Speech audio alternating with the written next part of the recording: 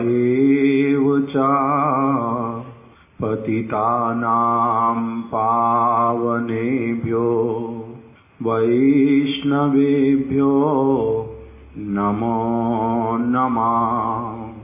नमो विष्णुपादाय राधिकायै तदालये प्रियात्मने श्रीमद् भक्ति वेदांत नारायण इति नामिने। श्री कृष्ण लीला कथने सुदक्षम् औदार्ये माधुर्ये गुणैश्च युक्तं वरं वरेण्यं पुरुषं महान्तं नारायणं त्वां शिरसा नमामि। श्रीचैतन्यमनोभीष्टं स्थापितं येन भूतले स्वयं रूपा कदा मह्यं ददाति स्वापदान्तिकम्। श्रीकृष्ण चैतन्य प्रभु नित्यानंद श्री अद्वैत गदाधर शिवासादि गौर भक्त वृंद। हरे कृष्णा कृष्णा कृष्णा हरे हरे, हरे राम राम राम हरे हरे। आचार्य केसरी श्री श्रीमद् भक्ति प्रज्ञान केशव गोस्वामी महाराज। इस ग्रंथ के अंतर्गत हम लोगों ने कुछ दिनों तक श्रवण किया पांचरात्रिक गुरु परंपरा और भागवतीय गुरु परंपरा।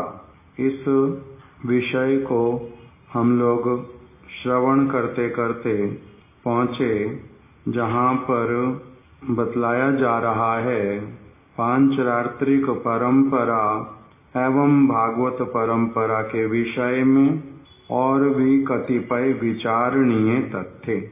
इसमें से हम लोगों ने 2 श्रवण कर लिए थे। इसमें पहला तो बताया था कि यदि पांचरात्रिक गुरु स्वरूपता अपने सिद्ध स्वरूप में किसी और रस में है, जैसे उदाहरण सुन लिया था श्री हृदय चैतन्य जी का और श्री श्यामानंद प्रभु का। श्री हृदय चैतन्य जी सख्य रस में और श्री श्यामानंद जी उनका मधुर रस में। तो इसीलिए फिर उनके पांचरात्रिक गुरुदेव ने उनकी इस अवस्था को देख के कितने प्रकार के रस होते हैं, हु इज ट्रांसलेटिंग, कितने प्रकार के रस होते हैं, कौन कौन से, इनमें से कौन सा बड़ा कौन सा छोटा, इसका कैसे विचार होता है। निरपेक्ष रूप से विचार करने पर ये वाला जो विषय वस्तु है वो स्पष्ट होता है। तो इसीलिए किंतु पांचों रस अपने आप में श्रेष्ठ हैं और खराब कोई भी नहीं है। चाहे मधुर रस में हो, चाहे सख्य रस में हो कोई, चाहे कोई वात्सल्य रस में हो, या फिर कोई दास्य रस में हो, या फिर कोई शांत रस में हो, ये सारे रस भी भगवान ने ही बनाए हैं और जो सारे उनके परिकर गण हैं वो भी उन्हीं से ही आविर्भूत हुए हैं। तो इसीलिए और ये पांचों रस ही विशेष रूप में 4 रस ये ब्रज में ही सर्वत्र व्याप्त हैं और सभी कृष्ण की सेवा के लिए, कृष्ण की प्रसन्नता के लिए पूर्ण रूप में क्या है, नियुक्त हैं। तो इसीलिए कृष्ण ही जिन सभी के प्राण हैं, उन सभी के सभी रस ही कैसे हैं, उसमें उस रस में जो निमग्न भक्तगण वो सभी क्या हैं, अत्यधिक आदर और प्रेम और अत्यधिक आदर और समर्पण के पात्र हैं। वंदनीय है, माता यशोदा वंदनीय है, नंद बाबा वंदनीय है, श्री राम, सुबल, मधुमंगल, ये सब क्या है? वंदनीय है, कृष्ण के अत्यंत प्रिय हैं। मधुर रस के भक्त श्रीमती राधा रानी, श्री ललिता सखी, श्री विशाखा सखी, ये सभी जो कृष्ण के सेवा के लिए जो सब समय नियुक्त रहते हैं, ये वंदनीय है या नहीं है? ये सभी वंदनीय हैं। इसीलिए हमारे पूर्व आचार्य श्रील नरोत्तम दास ठाकुर सभी रसों के भक्तों के लिए वंदना करते हैं। किस प्रकार से? वो कहते हैं कि सुबल श्रीदाम आदि जतो सखागण, एक बार करुणा करो ललिता विशाखा। एक बार बोलते हैं कि हे ललिते, हे विशाखे, इस बार आप मेरे ऊपर करुणा कीजिए। एक बार करुणा करो ललिता विशाखा, सख्य भावे श्रीदाम सुबल आदि सखा। हे कृष्ण के सखाओं, जो सख्य भाव से कृष्ण को अत्यधिक आनंद प्रदान करते हैं, हे सखाओं, हे सख्य भावे श्रीदाम सुबल आदि सखा। ये जो सुबल हैं, श्रीदाम हैं, आप भी मेरे ऊपर क्या करो? कृपा करो, एक बार करुणा करो। आगे क्या है ना? ललिता, एक बार करुणा करो ललिता विशाखा हो गया, ये तो मैंने बोल दिया, तो बताओ तो सही। एक बार करुणा करो रूप सनातन, रघुनाथ दास मोर श्री जीव जीवन। तो इस प्रकार से ये सभी जो ब्रज के कृष्ण के परिकर सभी वंदनीय हैं, सभी आदरणीय हैं। श्रीमती राधा रानी वो जाती हैं नंद भवन में नित्य प्रति। उनको वहां पर जाकर के क्या करना है? कृष्ण के लिए रंधन कार्य, रसोई बनानी है। वहां पर सारी वस्तुएं पहले से उपस्थित श्रीमती राधा रानी अपने सखियों के साथ में जाकर के वहां पर नित्य प्रति रसोई बनाती हैं। जाने के साथ ही साथ में सबसे पहले क्या करती हैं? माता यशोदा के चरण कमलों को स्पर्श करती हैं। माता यशोदा उनको आशीर्वाद देती हैं और अपने गले से लगा लेती हैं। उनके मस्तक को हम लोग बोलते हैं चूमती हैं, किंतु शास्त्रीय भाषा में बोलते हैं मस्तक को सूंघना। उनके मस्तक के ऊपर अपना जो है मुख रख देती हैं और उनके अंगों को सूंघती हैं। इसको ही कहते हैं आशीर्वाद। तो श्रीमती राधा रानी कौन से रस में कृष्ण की आराधना करती हैं? मधुर रस में। और माता यशोदा कौन से रस में सेवा करती हैं? वात्सल्य रस में।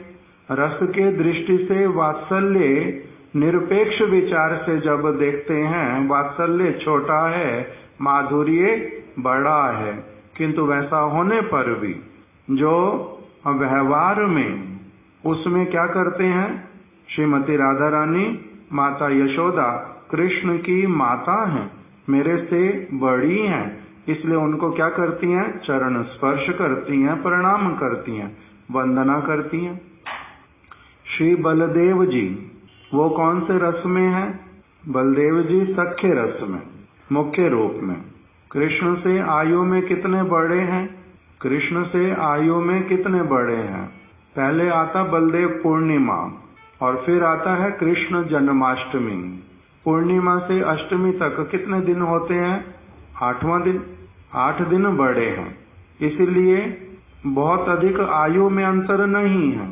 बड़े भाई कहलाते हैं 8 दिन बड़े होने के कारण। किंतु हैं कैसे? एकदम से उन्होंने क्या किया? चलना, घुटनों के बल इकट्ठे चलना प्रारंभ किया। नामकरण इकट्ठे हुआ और सारी क्रियाएं गोवत्स को लेकर के, बछड़ों को लेके चराने जाना है, इकट्ठे प्रारंभ हुआ। तो इसलिए उनके सखा हैं। सखा होने पर भी जो कृष्ण से थोड़े बड़े हैं, इसलिए राधा रानी, ललिता, विशाखा इत्यादि सखियां जब देखती हैं कृष्ण बलदेव जी के साथ में हैं, तब उनके निकट में नहीं जाते, सखे रस का आदर करती हैं। बलदेव जी हैं, दाऊ जी हैं, कृष्ण के सखा हैं, कृष्ण के बड़े भाई हैं। तो इस प्रकार से वो बलदेव जी की अपने शब्दों में स्तुति भी करती हैं, उनका आदर करती हैं। तो इसीलिए यहाँ पर जो हम लोग जिस दृष्टिकोण से बात करते हैं, चाहे वो हृदय चैतन्य जी हों या फिर जीव गोस्वामी जी हों, हृदय चैतन्य जी सखे रस में कृष्ण के सखा हैं और जीव गोस्वामी जी मधुर रस में श्री कृष्ण की दासी हैं, मंजरी हैं, वो सखे रस में हैं और हृदय चैतन्य जी किसमें हैं? सखे रस में। किंतु दोनों ही कौन हैं? ऐसे वंदनीय हैं, दोनों ही वंदनीय हैं।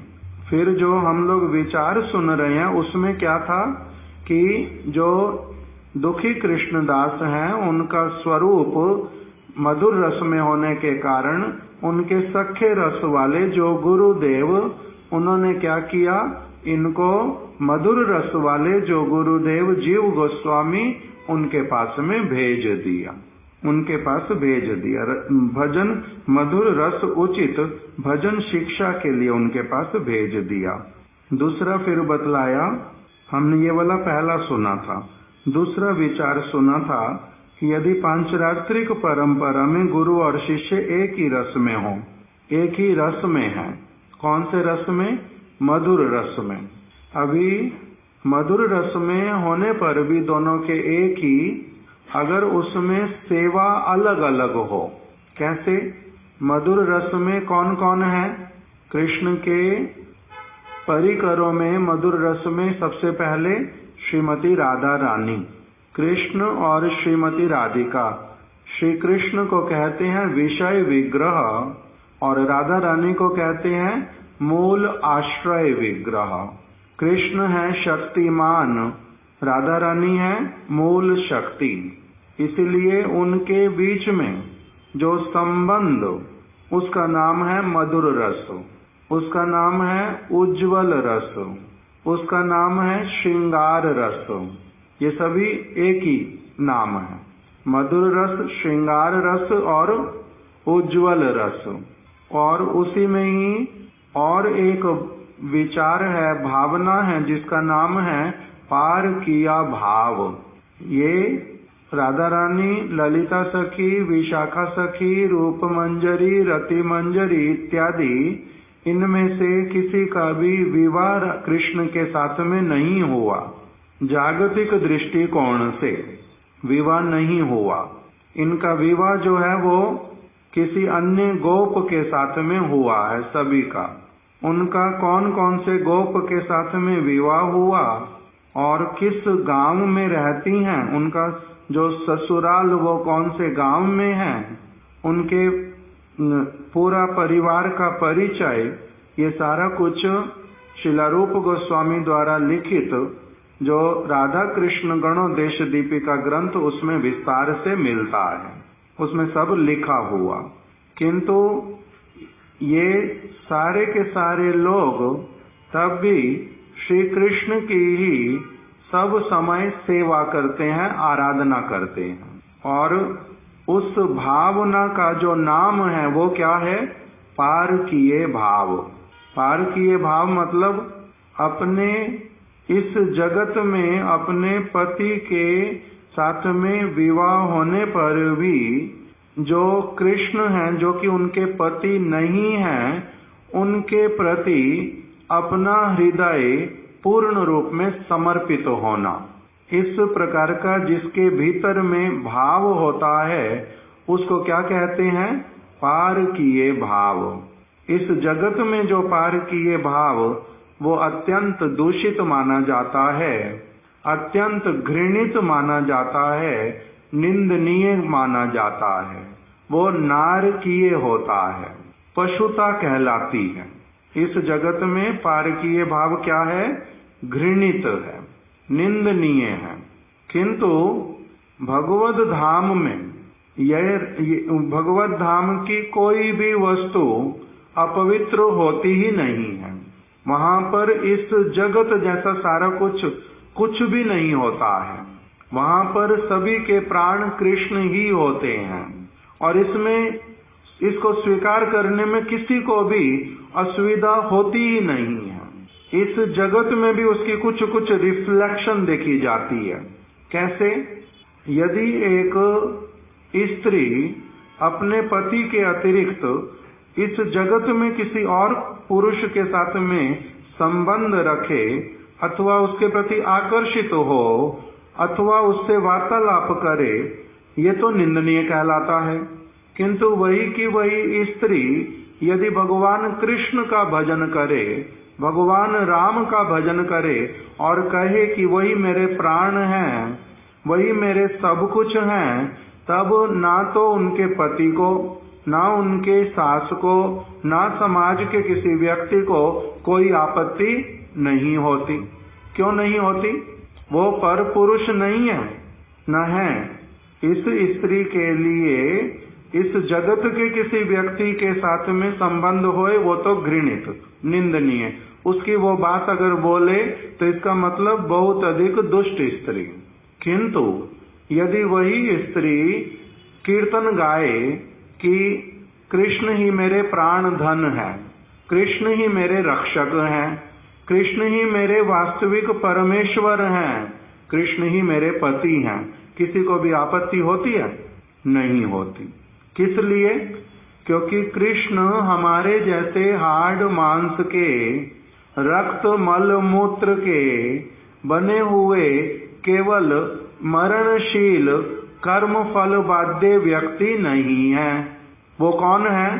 परम पुरुष है, वो भगवान है, परम पवित्र हैं, सबके वास्तविक प्रभु हैं। ऐसा ही तो विचार है। इसीलिए शंकर जी पार्वती को उपदेश करते हैं, हे पार्वती, भगवान राम के चरणों की सब समय वंदना करो। उनको सब समय राम की कथा, कृष्ण की कथा स्वयं श्रवण कराते हैं। कृष्ण कैसे आकर्षक हैं, कृष्ण कैसे गुणवान हैं, कृष्ण कैसे रूपवान हैं, राम किस प्रकार के व्यक्ति हैं, ये सारा कुछ शंकर जी पार्वती को सुनाते हैं, अपने आप सुनाते हैं ना। और दूसरी तरफ से शुकदेव गोस्वामी को उनके पिता ही व्यास देव जी वही उनको सुनाते हैं कि गोपियों ने जैसे कृष्ण की आराधना की थी, हे पुत्र, हे शुकदेव, क्या करो, उन गोपियों के जैसे भावना रख करके अपने आप को कृष्ण की प्रियतमा जान करके कृष्ण की आराधना करो। पिता अपने पुत्र को बतला रहे हैं, गोपियों ने कैसे सेवा की, काम गंध शून्य हो करके। यदि वो वस्तु इस जगत की होती, वो अगर घृणित होती, तो क्या व्यास जैसे इतने महान ऋषि वो अपने पुत्र को गोपियां कैसे खाती हैं, कैसे बातचीत करती हैं, कृष्ण के प्रति कैसे उनका अनुराग है, ये सारा कुछ बोलते अपने पुत्र को बैठ करके। पुत्र के साथ कोई ऐसी बातें करता है? अगर गोपियां साधारण स्त्रियां होती, कृष्ण अगर लंपट पुरुष होते, तो उनकी ये आराधना करते, उनको भगवान कहते, उनके लिए अपने पुत्र को प्रेरित करते, उनकी बातें सुनो और उनका भजन करो? कभी भी नहीं करते। तो इसीलिए और परीक्षित महाराज जी ने अपनी माता को कहा, उत्तरा को, कि माता, मेरे पिता जिनके साथ आपका विवाह हुआ इस जगत में, उनको अपना पति नहीं मान करके, उनके साथ अपना संबंध नहीं रख करके गोपियों के जैसे कृष्ण की आराधना करो। कृष्ण पर पुरुष हैं। अपनी माँ को इस प्रकार की कोई बात सज्जन व्यक्ति बोल सकता है? किंतु परीक्षित महाराज जी ने ये सारा कुछ बोला है। इसका अर्थ क्या हुआ? कि कृष्ण साधारण व्यक्ति नहीं है, गोपियां साधारण स्त्रियां इस जगत की नहीं है। इसलिए उनका जो प्रेम, जो पारकीय भाव कहलाता है, वो क्या है? परम पवित्र है। उसमें इस जगत जैसी कोई दुर्गंध वाली वस्तु नहीं है। तो इसलिए वहां के लिए बताया पारकीया भावे जहां ब्रजेते प्रचार, उसको वहां पर पारकीय भाव कहते हैं। तो ये राधा रानी पारकीय भाव में, ये कौन है? इनको कहते हैं, ये कृष्ण है वहां पर नायक और श्रीमती राधिका है नायिका। किंतु नायिकाएं बहुत प्रकार की, ये सारा विस्तार में सारा वर्णन है इसका। इसमें जो राधा रानी की सखियां हैं विशेष 8, उनका जो भावना कृष्ण के प्रति और राधा रानी के प्रति वो एक प्रकार का है। और जो रूप मंजरी, रति मंजरी, इनका नाम सखी नहीं बोलते हैं, ये भी सखियां ही एक तरह की। किंतु सखियों में भी ये कौन सी सखियां हैं? दासियां। इनका नाम है, ये हैं मंजरियां, ये हैं किंकरियां, ये हैं दासियां। इनका नाम अलग। और ललिता विशाखा सखी का नाम सखियां, वो अलग, वो राधा रानी की सखियां हैं। तो इसलिए मधुर रस में भी फिर इनमें से जो सखियां हैं और जो दासियां हैं, इनकी सेवा करने की जो भजन की शिक्षा है वो अलग अलग है। कुछ कुछ बहुत सारे स्तर पर तो एक समान, जैसे सख्य रस वाले गुरु जी हृदय चैतन्य जी, उन्होंने अपने शिष्य को जो शिक्षा दी पहले दुखी कृष्णदास को, वो सारी शिक्षाएं एक ही जैसी कि क्या करना है? भगवान का भजन करना है, भगवान की बात ही श्रवण करनी है, भगवान का नाम ही ग्रहण करना है, भागवत की कथा सुननी है, भगवद गीता में दृढ़ विश्वास रखना है, कृष्ण स्वयं भगवान है और उनकी सेवा 5 रसों में होती है। सख्य रस में भी, दास्य रस में भी, वात्सल्य रस में भी, मधुर रस में भी, शांत रस में भी, वही सारा कुछ ही वो भी सिखलाते हैं। जगत की चीजों से जितना अपने आप को अलग रखोगे उतना अच्छा होगा। अभक्तों का संग नहीं करना और जो अनुकूल भक्ति की चीजें उनको स्वीकार करते हुए चलो, जो प्रतिकूल है उनको छोड़ते हुए चलो। ये सारा कुछ तो उन्होंने भी वही का वही सिखलाया। जीव गोस्वामी जी को जो रूप गोस्वामी ने सिखाया था, हृदय चैतन्य ने भी दुखी कृष्णदास जी को वही सिखाया।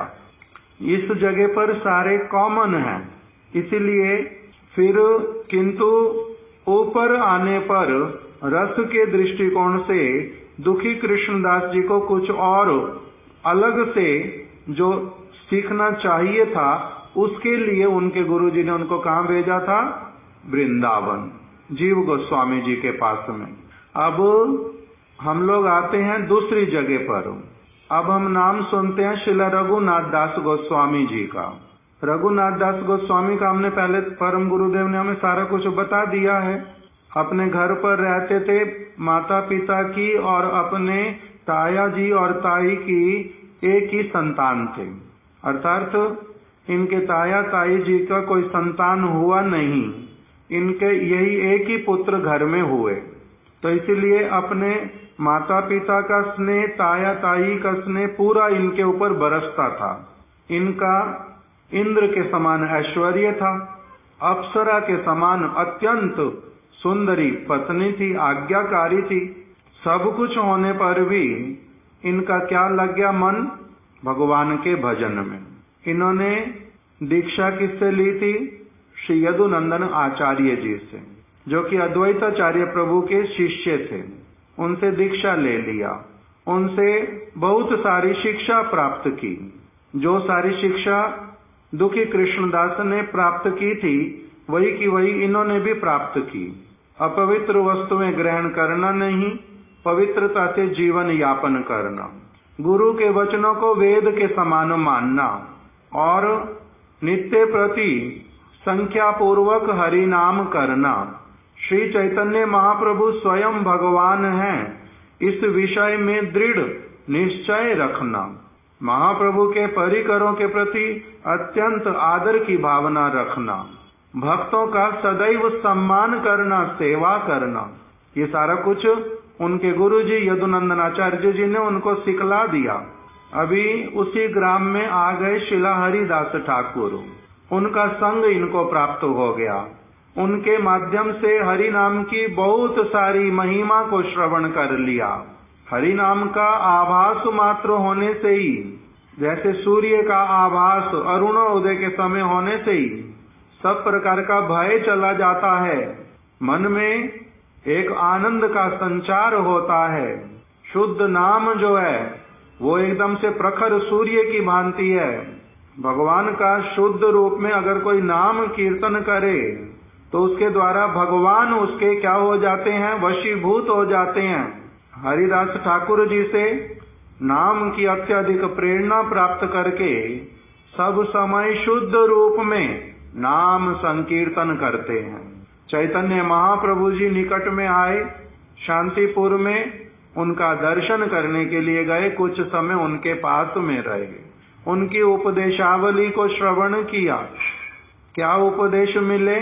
स्थिर हो, गृह जाओ, स्थिर हो जाओ, चंचलता वाला काम नहीं करना। अच्छा एक भक्त बनने के लिए चंचलता को छोड़ना पड़ता, स्थिर सिद्धांतों पर आरूढ़ होना पड़ता है, बचकानी चीजें नहीं करते, जीवन का एक मुहूर्त भी व्यर्थ नहीं गवाते। इसलिए स्थिर हो जाओ, चंचलता नहीं करना, सोच समझ करके सारा कार्य करना, बंदर के जैसा वैराग्य नहीं करना, मरकट वैराग्य ना करो लोक दिखाइया, लोगों को दिखाने के लिए मरकट वैराग्य नहीं करना। महाप्रभु की शिक्षा प्राप्त हो गई। अंतरे निष्ठा बाह्य लोक व्यवहार, बाहर में इस जगत में रहने के लिए जो कुछ करना बहुत आवश्यक हो वो करते हुए चलना, किंतु अंतर में सब समय के लिए भगवान का आराधना करना, भगवान से प्रार्थना करना, भगवान का नाम करना, उनके भक्तों का सब समय संग हो ये प्रार्थना करना। दुर्भाग्य लोगों का, अभक्त लोगों का कभी दर्शन ना हो, जो कपटी हों, जो झूठ बोलते हों, जो मिथ्याचारी हों, जो चंचल हों, जो स्वतंत्र हों, इनका संग मेरा स्वप्न में भी ना हो। इस प्रकार की अंतर हृदय में अपना भावना रखते हुए सब समय सत्संग की जो वस्तुएं उसको हृदय में धारण करके चलना, ऐसी सारी शिक्षा मिली। नित्यानंद प्रभु का फिर संग मिला पानी हाटी में, वहां पर उनको प्रार्थना की, उनके कहने के अनुसार सेवा की। महाप्रभु के चरण मेरे को कैसे प्राप्त हों, ये सौभाग्य कैसे मिले, मैं सब समय उनके पास रह पाऊं और अप्राकृत भावना के साथ में उनकी सेवा कर पाऊं। केवल बाहरी उनका संग मेरे को ना मिले, मैं उनके अंतर हृदय को पढ़ पाऊं और उसके अनुसार अपना जीवन यापन कर पाऊं। ऐसा मेरे लिए कब होएगा? आप मेरे ऊपर कृपा करो। नित्यानंद प्रभु ने कृपा की, राघव पंडित ने कृपा की। अब समय आया इनको, ये जगन्नाथपुरी में आ गए। घर छूट गया, जो छूट नहीं पाता था पिता बार बार पकड़ करके रख लेते थे। माता बोलती थी इनके पिताजी को कि इसको रस्सियों से बांध दो, जंजीरों से बांध दो। इनके लिए 8-10 पहरेदार रखे थे जो सब समय 24 घंटे इनके ऊपर निगरानी रखते थे, ये घर छोड़ करके भाग ना जाए, अकेला इनको कभी नहीं रहने देते। किंतु ऐसा सुयोग बना, ये अपने घर को छोड़ पाने में परम समर्थ हुए। पहुंच गए जगन्नाथपुरी में, वहां पर महाप्रभु ने दे दिया किसके हाथ में? शिला स्वरूप दामोदर गोस्वामी के हाथ में। महाप्रभु कौन है? स्वयं कृष्ण। राधा रानी के भावों को, राधा रानी की कांति को लेकर के प्रकटित है। उन्होंने किसके हाथ में समर्पित किया? स्वरूप दामोदर गोस्वामी जी के। स्वरूप दामोदर गोस्वामी बहुत श्रेष्ठ भक्त, महाप्रभु के द्वितीय स्वरूप, अर्थात महाप्रभु स्वयं ही अपने मुख से कहते हैं कि ये मेरे एकदम से दूसरी ट्रू कॉपी, द्वितीय स्वरूप महाप्रभु के। वो जिस वस्तु को महाप्रभु केवल क्या करेंगे, विलाप कर रहे हैं, रो रहे हैं, उस समय स्वरूप दामोदर जानते इनके हृदय में क्या चल रहा है और मेरे को किस प्रकार से वही वाली बात बतलानी है। भागवत के वही वचन उठा करके बोलना प्रारंभ कर देंगे जो महाप्रभु के मन में चल रहा है, उसकी पूरी स्क्रीनिंग करके। जैसे अल्ट्रासाउंड करके डॉक्टर हमारे भीतर में क्या है सारा देख लेता है, उसी प्रकार से वो बिना बाहर की ऐसी कोई क्रिया किए उनके अंतर हृदय की समस्त भावनाओं को पकड़ लेते हैं। ये स्वरूप दामोदर गोस्वामी। महाप्रभु को क्या कान में जाना चाहिए, क्या नहीं कान में जाना चाहिए, इसका निर्णय कौन करेगा? स्वरूप दामोदर गोस्वामी। कोई कुछ लिख करके ले आया, कोई कुछ बोलना चाहता है, वो क्या करना पड़ेगा? पहले स्वरूप दामोदर गोस्वामी को सुना दो। वो अगर अप्रूव कर देंगे तभी वही चीज महाप्रभु के कान में सुनाना, नहीं तो नहीं सुना सकते। ऐसे होता है, ये महाप्रभु की ऐसे बोल रहे हैं, छोटे से कमरे में रहते हैं, महाप्रभु सिंहासन पे बैठ के कथा नहीं बोलते, महाप्रभु बड़े साधारण एकदम से जीवन यापन करते हैं, भिक्षा मांग के खाते, अपने घर में कोई चीज संग्रह भी करके रखते नहीं। ऐसे वाले जो साधु, उनके लिए इतना बड़ा नियम।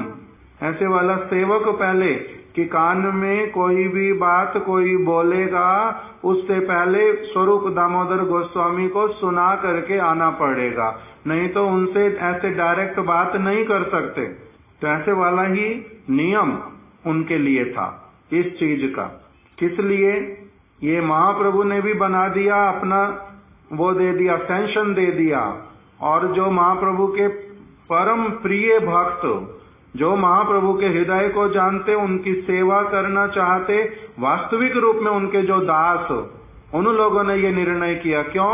क्योंकि दूसरा कोई भी कुछ बोल जाता है तो महाप्रभु सुनने के साथ ही साथ में एकदम से जिस भावना में होते हैं उस भावना से एकदम से अलग हट करके कभी क्रोधित हो जाते हैं, कभी बड़े दुखी होते हैं, कभी कहते हैं हाय हाय हाय हाय, आज मेरे को ये क्या सुनने के लिए मिल गया, मेरा कैसा दुर्भाग्य। बड़े दुखी होते हैं। उनको कभी दुखी ना होना पड़े, हम उनके सेवक, हमारे रहते इस प्रकार से उनको दुख की प्रक्रिया से गुजरना पड़ेगा। इस प्रकार का उनके वास्तविक सेवक विचार करके उन्होंने क्या किया, श्रीला स्वरूप दामोदर गोस्वामी जी को बीच में प्रार्थना करके रख दिया। कान में उनके कोई, महाप्रभु के कान में ऐसी कोई बात आने ही नहीं देते जो कि स्वरूप दामोदर गोस्वामी के द्वारा अप्रूव ना हो। तो इनके हाथ में महाप्रभु ने किसको दे दिया?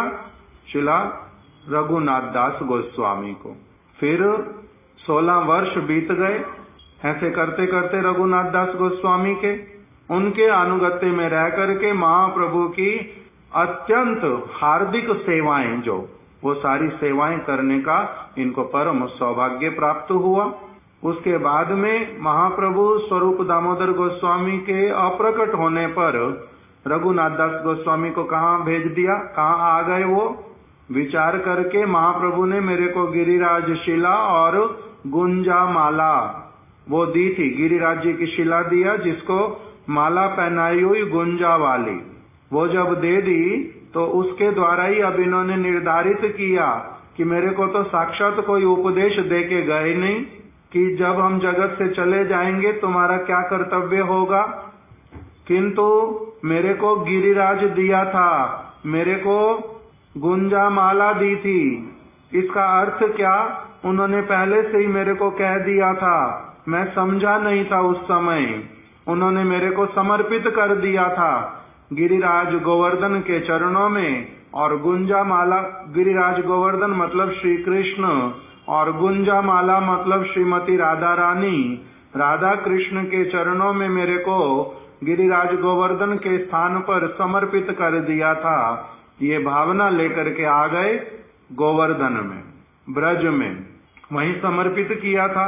मैं समझ नहीं पा रहा मेरा कर्तव्य क्या है। मैं इन दोनों के बिना जीवन में रह नहीं पा रहा। अत्यंत कष्ट है मेरे को। जाऊं कहाँ, करूं क्या, किससे मिलूं, कैसे मैं शांत होऊं, ये कष्ट मेरा दूर कैसे हो, समझ नहीं आता। इसलिए मन में विचार लेकर के कि ब्रज में जाके गिरिराज गोवर्धन के ऊपर से कूद करके अपने प्राण त्याग दूंगा। इतना कष्ट कैसे पाऊं। इस प्रकार का उनका अलग प्रकार का एक बिल्कुल परिस्थिति जो कि साधारण व्यक्ति का कभी आता ही नहीं। ऐसे वाले वीर हमारे कहाँ होते। गुरुदेव चले गए, गुरुदेव महाराज जी चले गए, कहाँ वो सब भावना आता है। कुछ भी नहीं आता ऐसे वाला। ऐसे तो कुछ होता ही नहीं जीवन में। इनके जीवन में इनको बड़ा अभाव अनुभव हुआ, बहुत बड़ा मेरा लॉस हुआ है, कहाँ पर उसकी भरपाई हो। इनकी स्थिति बिल्कुल अलग। इसलिए जब ब्रज में पहुंचे वहां पर रूप गोस्वामी सनातन गोस्वामी इनका साथ मिला पहले, क्योंकि ये जानते थे सारा कुछ सुना हुआ, उनको अच्छी तरह से जानते थे, परिचय था उनके साथ में। ये महाप्रभु के अत्यंत प्रिय हैं, ये सारा कुछ जानते थे। इसलिए रूप गोस्वामी सनातन गोस्वामी के पास में वृंदावन में पहले आकर के भेंट की, उनके साथ में विचार किया, अपने हृदय की वार्ता बतलाई। उन्होंने इनको प्राण रक्षा किया। उन्होंने कहा ये वाला विचार करना नहीं, महाप्रभु इससे प्रसन्न होंगे नहीं कि तुम गिरिराज गोवर्धन से कूद के अपने प्राण दे दोगे। महाप्रभु ने इसको इस प्रकार के कार्य को तामसिक क्रिया कहा है। ऐसे शरीर त्यागने का विधान नहीं है। सनातन गोस्वामी जी ने अपना उदाहरण उनको सुनाया कि मैंने भी जगन्नाथपुरी में एक बार ऐसी इच्छा की थी, किंतु प्रभु ने मुझे समझाया था कि ऐसा कदापि करना नहीं। तुम्हारी देह मेरी देह है, तुमने मेरे को समर्पित कर दिया, मैंने इसको स्वीकार किया है। इसीलिए इस देह के द्वारा महाप्रभु तुम्हारे से जब तक जो कार्य करवाना चाहते तुम्हारे को वही कार्य करना है। इस प्रकार से सनातन गोस्वामी जी ने उनको अपना बतला करके सारा उनको कहा स्थान दिया। आप महाप्रभु ने जिस स्थान को ब्रज में अपने आप से प्रकटित किया है, राधा कुंड श्याम कुंड, आप इसी राधा कुंड के तट पर रहो, उनको स्थान दे दिया। फिर उनको कुटिया बनाने के लिए निर्देश दे दिया, उनका जीवन का बहुत कुछ वर्णन। अभी ये सारी चीजें फिर उन्होंने रूप गोस्वामी जी ने उनको, सनातन गोस्वामी जी ने, जीव गोस्वामी बीच में आ जाते और गोस्वामी लोग आ जाते, वो उनसे चैतन्य महाप्रभु की सारी कथा सुनते कि आप 16 वर्ष वहीं थे, हम लोग तो वहां पर रहे नहीं, थोड़ा थोड़ा समय रह पाए।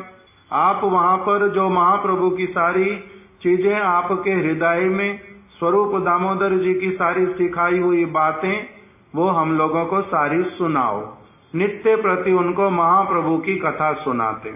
और रूप गोस्वामी जी ने, सनातन गोस्वामी जी ने महाप्रभु से क्या क्या प्राप्त किया, वो जो उन्होंने लिखा वही ग्रंथ देते रघुनाथ दास गोस्वामी को कि आप बीच बीच में ये वाली चीजें अच्छी तरह से पढ़ो।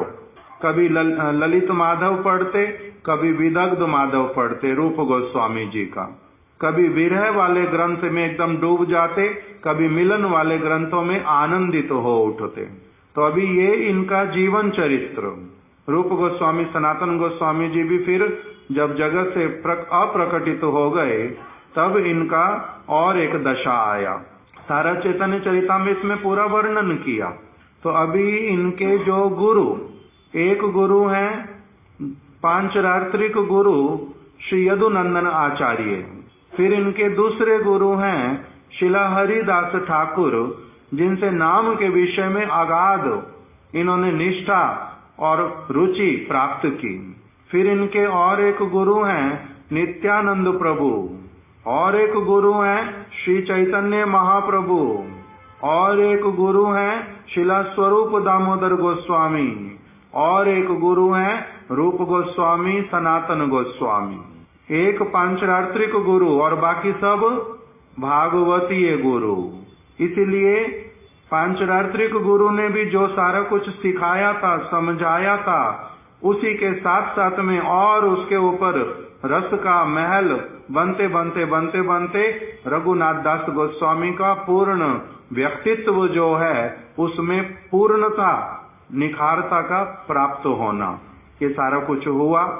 किंतु अब हम लोग बात करते हैं स्वरूपता। स्वरूपता हरिदास ठाकुर कौन है? ब्रह्मा जी अथवा प्रहलाद जी, ये हमने सुना सारा। अब उनका अपना स्वरूपता एक स्थिति है। फिर नित्यानंद प्रभु कौन है स्वरूपता? वो है बलराम। श्री चैतन्य महाप्रभु कौन है स्वरूपता? श्री कृष्ण, राधा जी के भावों को लेकर के। स्वरूप दामोदर गोस्वामी कौन है? ललिता सखी। रूप गोस्वामी सनातन गोस्वामी कौन है? रूप गोस्वामी जी का नाम रूप मंजरी और सनातन गोस्वामी जी का नाम लवंग मंजरी। और रघुनाथ दास गोस्वामी स्वरूपता क्या है? उनका नाम रति मंजरी। किस रस में है ये? मंजरी, सखी इत्यादि ये कौन से रस में होते हैं? मधुर रस में। किंतु मधुर रस में होने पर भी राधा रानी वाली वस्तुएं जो हैं, हम लोग राधा रानी कभी नहीं बन सकते। राधा रानी कभी भी कोई नहीं बन सकता। ललिता विशाखा कोई नहीं बन सकता। रूप मंजरी रति मंजरी नहीं बन सकते हम लोग कभी भी यशोदा माता नंद बाबा नहीं बन सकते। हम लोग कभी भी सुदाम श्रीदाम मधुमंगल इत्यादि नहीं बन सकते। जो कृष्ण के सारे परिकर हैं, जैसे हैं वो वैसे ही सब रहते हैं। हम वहां पर पहुंच करके केवल क्या कर सकते हैं? हम वहां पर पहुंच करके जिसका जो रस, जिस रस में भगवान ने उसको स्वरूप दिया है गठन के समय में, उसका वो वाला प्रकाशित हो करके वहां पर वो सख्य रस के सखाओं के साथ में अथवा वात्सल्य रस के माता पिता के साथ में अथवा मधुर रस के जो गोपियां हैं उनके साथ में, उनके अनुगत्य में अपने स्वरूप में सेवा कर सकते हैं। राधा रानी कोई कदापि बन नहीं सकता। किंतु रघुनाथ दास गोस्वामी स्वरूपता क्या है? उनका मधुर रस में सेवा होने पर भी कैसे पता चला? एक तो वो ब्रज के परिकर यहाँ पर आए हैं इसलिए पता है। दूसरी तरफ से कैसे पता चला? वो एक साधारण व्यक्ति की तरह उन्होंने जन्म ग्रहण किया, साधारण व्यक्ति की तरह विद्या अध्ययन किया, फिर उनके जीवन में साधु संग आ गया, फिर उनको गुरु धारण करने की आवश्यकता समझ आई, फिर उन्होंने गुरु धारण किया यदुनंदन आचार्य, फिर साधु संग भी करने लगे, क्रमशः चित्त की उन्नति होने लगी, संसार अच्छा नहीं लगता, भक्तों का संग अच्छा लगता है, घर परिवार छूट गया, कौन से भक्तों का संग करना अच्छा लगता है, वो सारा एक के बाद एक के बाद एक जीवन में आते आते इनका स्वरूप जो है वो प्रकटित हुआ कि ये तो मंजरी भाव में सेवा करने वाले हैं। श्यामानंद दुखी कृष्णदास जी का जैसे उनके गुरु जी को आभास मिला, ये कौन से रस में है? मधुर रस में। इसी तरह से इनका भी एक समय में प्रकटित हुआ कि ये ललिता सखी के पास में रहने पर भी, स्वरूप दामोदर गोस्वामी जी के पास रहने पर भी इनको आगे और शिक्षा चाहिए। कौन सी वाली? जैसे परम गुरुदेव ने शब्द व्यवहार किया, मधुर रस उचित भजन शिक्षा। मधुर रस उचित भजन शिक्षा। अभी मधुर रस की शिक्षा तो महाप्रभु के भावों से भी इन्होंने प्राप्त की थी, शिक्षा से प्राप्त की थी, जो राधा जी के भावों में डूब करके सारी चीजें सिखला रहे थे। ऐसे नहीं सिखाई जाती बहुत सारी चीजें, जैसे कथा के माध्यम से। एक समय में शिक्षा अलग प्रकार से होती है, इस समय में शिक्षा अलग प्रकार से होती है, दूसरे समय में शिक्षा दूसरी प्रकार से भी होती है। जैसे महाप्रभु ने सनातन गोस्वामी जी को जब शिक्षा दी, उसी में उन्होंने अपनी आप से एक बात बोली।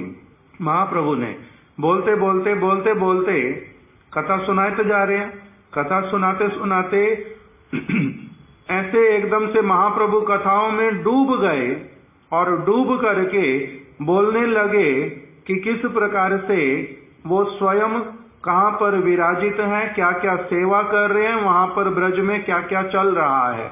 वो सब बोलते बोलते बीच में एकदम से रुके और रुक करके क्या कहने लगे कि ओ ये वाला विषय इस प्रकार से तो सारा तुम्हें सुनाने के लिए नहीं मैं प्रस्तुत था, किंतु भगवान की इच्छा से उन्होंने मेरे को उस समय मोहित करके मेरे माध्यम से तुम्हें ना जाने क्या क्या सुना दिया कि कोरिलाम प्रलाप वाक्य, मैंने क्या क्या प्रलाप वाक्य बोला। अब उस विषय को और आगे नहीं बोलता हूँ, छोड़ देता हूँ। तो उस समय जो शिक्षा वो अलग प्रकार की, किस प्रकार से कैसे आती है वो शिक्षा, और कैसे कभी अब महाप्रभु स्वयं समुद्र में कूद गए, समुद्र में कूद गए। जमुना जी है ये वाली भावना में एकदम से निमग्न है, उसी में ही क्या हो गया, वो अचेतन होकर के गिर पड़े। अब समुद्र में अचेतन होने का मतलब क्या होगा, प्राण चले जाएंगे। लहरें जहां से ऊपर से नीचे, नीचे से ऊपर जहां ले जा रही वहीं पर जा रहे हैं, अचेतन है तो पूरी तरह से। मछुआरे के जाल में आ गए, मछुआरे ने जब निकाला तो उसको समझ नहीं आया कि ये क्या है, क्यों, क्योंकि जैसे ही उसने हाथ लगाया साथ साथ में एकदम से वो भी पागल जैसा होकर के क्या बोलने लग गया, कृष्ण कृष्ण कृष्ण कृष्ण कृष्ण कृष्ण कृष्ण कृष्ण कृष्ण। उसके मुख से केवल कृष्ण ही निकलता है और कुछ निकलता ही नहीं। दूसरी तरफ से स्वरूप दामोदर गोस्वामी और भक्तों के साथ में गोविंद प्रभु के साथ रघुनाथ दास गोस्वामी के साथ महाप्रभु को ढूंढ रहे हैं। महाप्रभु गए तो गए कहाँ, ढूंढते ढूंढते ढूंढते ढूंढते समुद्र के तट पर एक मछुआरा जब दिखाई दिया, उसको दूर से देखा कि एक निरंतर क्या बोलता जा रहा है, कृष्ण कृष्ण कृष्ण कृष्ण बोलता जा रहा है। तो उसको देख करके कि ऐसे तो मछुआरे होते नहीं, ये तो दिखलाई इनका चरित्र तो ऐसे वाला होता नहीं जो भगवान का नाम करे, वो भी इस प्रकार से एकदम से। तो इसलिए उनको स्वरूप दामोदर गोस्वामी उनके पास पहुंच करके उससे पूछने लगे, जे ए भाई इतना अच्छी तरह से ये नाम करने का, कृष्ण कृष्ण बोलने का कहाँ से शिक्षा मिला। उन्होंने उत्तर दिया कि मैं तो, किसी ने शिक्षा तो दिया नहीं भाई, मेरे जाल में एक बहुत बड़ी मछली आ गई है, बहुत बड़ी मछली। मैंने जैसे ही उसको हाथ लगाने के लिए गया उसी समय से ऐसा लगता है कि मेरे में कोई प्रेत आत्मा, कोई दूसरी आत्मा प्रवेश कर गई है, मेरा अपने ऊपर बस नहीं चल रहा। जितनी बात बोलता है उतनी बात बोल देता, उसके बाद में फिर से कृष्ण कृष्ण कृष्ण कृष्ण उसके मुख से निकलता है। तो स्वरूप दामोदर गोस्वामी जी ने कहा मैं तुम्हारा ये भूत उतार दूं? तो कहते हाँ हाँ आप मेरा ये भूत उतार दो। कहते मेरे को आता है ये भूत कैसे उतारते हैं। स्वरूप दामोदर गोस्वामी ने उसको थप्पड़ लगाया, थप्पड़ लगा के भूत उतार दिया। फिर बताया जे दिखाओ वो तुम्हारी मछली कहाँ है, जो इतनी बड़ी मछली तुमने पकड़ी है। वो देखा जाल में चैतन्य महाप्रभु, उस जाल में से महाप्रभु को निकाला और निकालने पर साथ साथ में क्या बोलने लगे, हरे कृष्णा कृष्णा कृष्णा हरे हरे, हरे राम राम राम हरे हरे। जोर जोर से सारे भक्त बोलने लगे। उस समय महाप्रभु का शरीर कैसा हो रखा था, बहुत बड़ा, सारे जोड़ जो हैं एक के बाद एक सारे जोड़ खुल गए थे और शरीर बहुत बड़ा बन गया था। इन्होंने अब स्वस्थ करना उनको प्रारंभ किया। महामंत्र बोलते बोलते सब भक्तों ने अच्छे से संकीर्तन किया। महाप्रभु धीरे धीरे चेतना में आ गए। चेतना में आकर के उन्होंने क्या बोला, उन्होंने आकर के चेतना में बोला कि मैं अभी अर्ध चेतना है, पूर्ण चेतना आई नहीं। अर्ध चेतना में कुछ प्रलाप कर रहे हैं कि मैं कुसुम सरोवर पे था, राधा रानी के साथ में पुष्पों का चयन करके कृष्ण के माला के उद्देश्य से दे रहा था। उसी बीच में तुम लोगों ने क्या किया, तुम लोगों ने इस प्रकार से कोलाहल करके मेरे जो वो सेवा उसमें विघ्न डाल दिया। कहा मैं सेवा कर रहा था, अब ये लोग कोलाहल कर रहे थे, हमारे महाराज इस बात को उठाते थे कि इनका ये कोलाहल है। क्या कर रहे थे ये लोग? हरे कृष्ण कृष्ण कृष्ण हरे हरे, हरे राम राम राम हरे हरे। और महाप्रभु इसी को क्या कह रहे हैं? ये कोलाहल कर रहे हैं। तो ये सारा कुछ देखना, इसको समझना, इसमें से शिक्षा ले लेना। पहले शब्दों के द्वारा महाप्रभु ने शिक्षा दी थी रघुनाथ दास गोस्वामी को, ब्रजे राधा कृष्ण सेवा मानसे कोरीबे। एक समय आने पर क्या करना? अपने मन से राधा कृष्ण की निरंतर सेवा करना। ये एक बार शब्दों से सीखा था। अब फिर महाप्रभु के द्वारा साक्षात रूप में वो कैसे किया जाता है, वो अवस्था कैसी होती है, उसमें लक्षण क्या होते हैं, वो सारा कुछ दर्शन किया, अनुभव के साथ में आई चीज। अब ये तो हुआ राधा रानी के चीजों वाला, ललिता सखी की चीजों को सीखा, किंतु इनका अपना जो स्वरूप है वो सखी वाला भी नहीं है। कौन से वाला था? मंजरी वाला। इसलिए इनको जिस मधुर रस उचित भावना की शिक्षा की आवश्यकता थी, वो कहां से मिली फिर? रूप गोस्वामी जी से, सनातन गोस्वामी जी से। वहां पर आकर के इनका अपना जो स्वरूप था सारा कुछ, वो इतना अधिक उदित हुआ, इतना अधिक उदित हुआ कि लीला में प्रवेश कर गए, लीला में प्रवेश कर गए। इसलिए फिर इन्होंने वहां पर बोला कि हे रूप मंजरी, आपके अधर के ऊपर मैं एक नख देख रही हूं, शुक पक्षी ने आपको खत कर दिया है। किस स्वरूप में बोल रही हैं? रति मंजरी वाले स्वरूप में। अपना उनका वो स्वरूप पूर्ण रूप में प्रकटित हुआ। इसलिए राधा रानी को प्रार्थना भी कर दी कि सख्यायते मम नमस्तु नमस्तु तुभ्यम, दास्यास्ते मम रसस्तु रसस्तु सत्यम। हे श्रीमती राधिके, यदि आप मेरे प्रति पूर्ण प्रसन्न हैं तो मेरे ऊपर कृपा कीजिए। राधा रानी ने कहा मैं तुम्हारे को अपना सखी पद देती हूँ। तो इन्होंने क्या कहा? सख्यायते मम नमस्तु नमस्तु तुभ्यम। उस सखी पद को मेरा प्रणाम है, मेरा प्रणाम है। किंतु दास्यस्ते दास्यस्ते दास्यस्ते रसस्तु, उसके प्रति मेरे को तो अगर आप सचमुच में नियुक्त करती हैं, कृपा करती हैं, तो मेरे को अपनी दासी के पद पर नियुक्त करो। तो मधुर रस में भी क्या होता है फिर? अलग अलग प्रकार से राधा कृष्ण की सेवा के प्रति भावना होती है। तो इसीलिए इसको परम गुरुदेव समझा रहे हैं कि पांचरात्रिक परंपरा में गुरु और शिष्य एक ही रस में होने पर भी, स्वरूप दामोदर गोस्वामी, रघुनाथ दास गोस्वामी एक ही रस में, मधुर रस में, किंतु गुरु उतने उन्नत अधिकार में अगर ना हो, अर्थात वो मंजरी भाव वाले नहीं हैं। वो कौन से हैं? वो हैं सखी भाव वाले। तो शिष्य को उच्चतर भजन शिक्षा के लिए शिष्य को क्या करना पड़ता? फिर उच्चतर और शिक्षा के लिए उत्तम भागवत की शरण में जाना पड़ता। उत्तम भागवत मतलब उस